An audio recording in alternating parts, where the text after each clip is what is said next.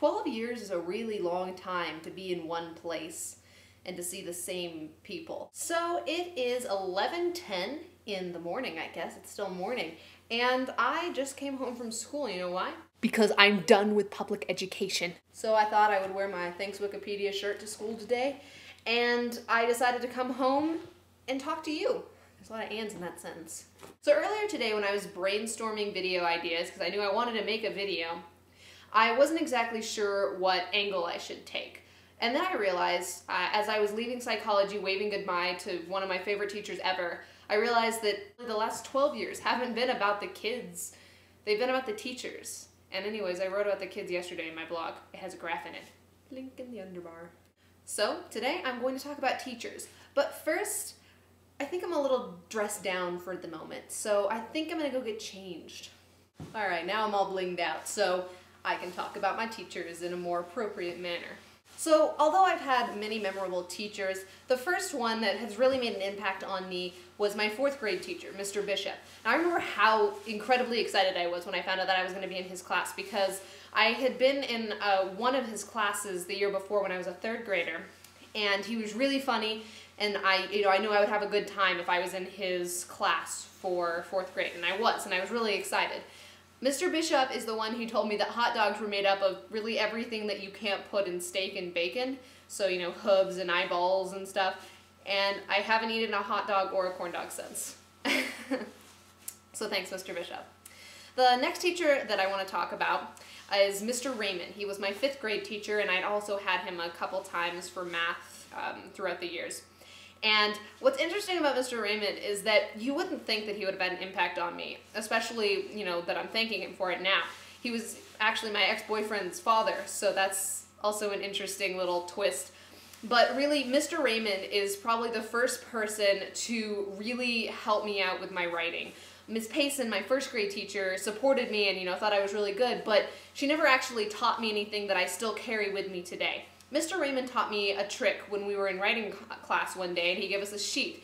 And so what we had to do is to take a story or an essay or something that we'd written, and there were, you know, different sections on the sheet. So what we had to do is we had to count the number of words in each sentence, then put the first and last words of the sentence. And we did this for the entire essay, so we got to see, you know, how often we started a sentence with I or a or the, and see, you know, the varying line lengths. And so after we finished that, he said, okay, now, if you have like more than 2 or 3 of the same words starting sentences, then you need to start switching that around. And so even now, I'm really paranoid about that. And I'm always checking what letters I'm starting my sentences with, because I know that it sounds stupid if you use the same thing over and over again. And so I would really like to thank Mr. Raymond for that, because I really never would have thought that. I never would have even considered it when I was writing. So that's been really helpful. The next teacher that I had that made a fairly big impact on me is Mr. Wilcox from 7th grade, and he was another person that I was really excited to be in a corps with because he was really funny, like Mr. Bishop.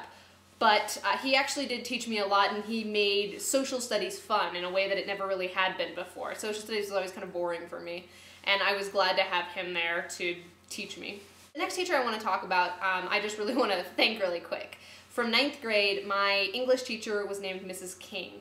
Now, most people in her class, I hate to say it, but didn't really like her because they perceived her as mean and grouchy. But I always liked her. She was nice to me, and because I'm kind of a loser, nobody in that class was ever my partner. We had an odd number of kids in there, and so every time she made us get into partners to do some sort of worksheet, everyone would group up and I would be alone, so she would come over and be my partner. So thank you for taking pity on me during 9th grade honors English. The next teacher that's had a really big impact on me, especially writing-wise, is Mr. Van Pelt. He was my sophomore creative writing and honors comp lit teacher. And I had both of those classes back to back, actually, and I loved them because he's a writer, and so I connected with him almost immediately over that. And I was one of the first people to sign up for Write a Book in a Year Club, which he started my junior year. And me and him were actually the only people that ever finished novels in that club. But it was really fun, and he taught me a lot about writing, a lot about character development, and he was really supportive of my writing all the time, and I want to thank him for that. The last two teachers I want to thank is first Mrs. Miller. Mrs. Miller was my AP literature teacher this year, and although Mr. Van Pelt also teaches that class and I was really hoping to be in his class, I am so glad that I managed to get into Miss Miller's classroom. Not only was the environment of the classroom really relaxed and helpful because all of the kids knew each other, but also because she kind of fostered that sort of community. Miss Miller is probably the nicest teacher I've ever met. When, you know, we did well for a sub, she would bake us brownies. On the last day of school yesterday, she brought us like Nutella and strawberries and mini cupcakes because she loved our class so much and because she's just such a nice person. And the thing is, she's also a really good teacher. I think I probably learned more from her on a literature standard than I would have in any other class. That was probably my favorite English class I've ever taken. Not only because we got to read a lot of really cool books, but also just it was such a great class. And so I really want to shout out Miss Miller for that because it was a fantastic class and I'm so glad that I got to be a part of it. And the last teacher I'd like to thank is my psychology teacher, whose name is Miss Anderson. Miss Anderson is also really, really cool, and I just want to thank her for giving me an A because this semester I had all A's except for one B, and that was in psychology, which is really frustrating to me because I use the stuff that I learned in her class all the time because she makes it so compelling and she makes it connect to our lives so I can actually apply it.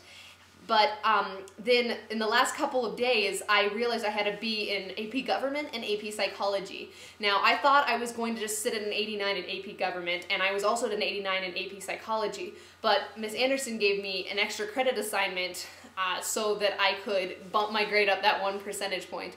And then I came to school today, and I think my government teacher sort of did the same thing, but without telling me. So this is the first time since 8th grade that I have had all A's for an entire semester. So this video was just pretty much a giant thank you to all the people that have helped me get to where I am. And really quick, let's look at this bling. So this bling is for being part of the National Forensics League. Then this is just the one that they give everyone. And this is for being an honors student for 4 years in a row. Then this gold one is, yeah, again for being an honors student. Then these are just both 2010 ones. I don't think they really mean anything. Now I don't know what to do with all of this stuff because I took it out of the packaging.